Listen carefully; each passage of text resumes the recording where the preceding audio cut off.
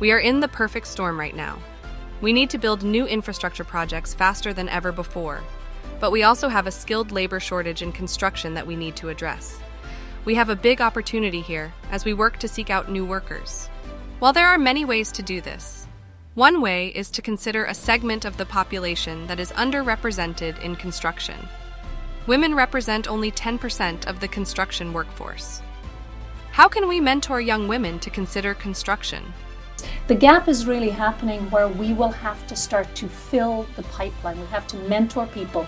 We have to influence the change and get more people interested back into the whole infrastructure, the importance of infrastructure, how that can actually change. You know, they talk about the social aspects of what they want to change, the younger generation, what they want to change in the world today. Infrastructure is the answer to that. I mean, helping to actually influence within this pipe. And we have to start to mentor and show them the importance of the world of infrastructure in general, what difference it makes. So when we look at mentoring, we look at what we have. Do we have a mission that we want to do with that? Claire, when you look at that, is there a path to that? Is that what we're talking? Yeah, I think we're talking about a few different things. I think we have a gap in the number of women who enter the engineering workforce. And then we have a gap in the number of women who stay in the engineering workforce and construction as well. And that's a major problem because we don't have enough people, like Kat said. So we do have firms that have more than enough backlog and are actually having to turn down work. So the need is acute. But part of the problem is that young women don't see other women in the role.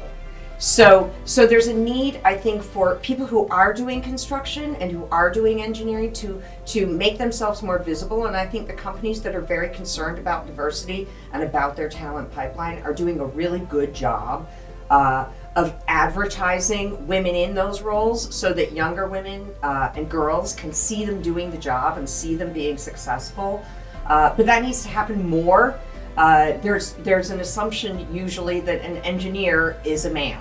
And that 79%, actually MIT did a study last year, 79% of engineers are pictured as men. So that's kind of a problem right there. But we made some headway prior to COVID. We did. Lost some headway. We did. We went back about 30 years because of COVID. Is that because women had to go back home to take care of their children because of COVID? So that, to me, is that a representation of women wanting to go back home? Is it because they didn't see, like what you're describing, what is the root cause of that? I think there was an initial backwards degradation of about 3 decades because, I know it's sad, but it's true, but more women left the workforce than men, and they have been slower to return. And that's not just in engineering, that's across all disciplines. Women have been slower to return, but they are returning. So when we talk about lessons learned from the pandemic, I think one of the things that we have learned is the appropriate application of technology can help enable remote teams, which can help promote better work-life balance. And I think that in and of itself has helped women because there's more flexibility. And I think there's a greater understanding within more traditional industries that when people are working from home, they are actually working. And studies do show that they're actually more productive than their in-office counterparts, which is counterproductive for some people, but it's true. Remote workers are 15% more productive than in-office workers. And I think that gives women a really good chance to come back and get the promotions that they need, which helps with the role models and helps girls see that this is a viable career for them because they do see other women doing it.